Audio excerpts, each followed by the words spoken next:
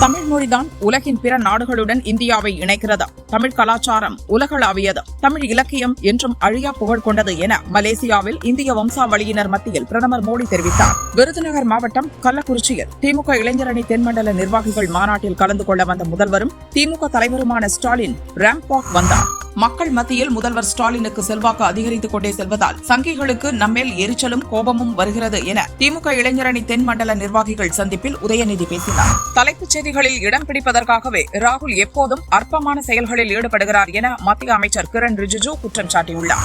America India வர்த்தக ஒப்பந்தத்தால் இந்தியாவின் ID மற்றும் பிற சேவைத் துறையில் பெரும் நிச்சயமற்ற தன்மையை ஏற்படுத்தும். அமெரிக்காவில் இந்திய பொருட்கள் முன்பை விட அதிக வரிகளை எதிர்கொள்ளும் என முன்னாள் மத்திய அமைச்சர் ஜெய்ராம் ரமேஷ் தெரிவித்தார்.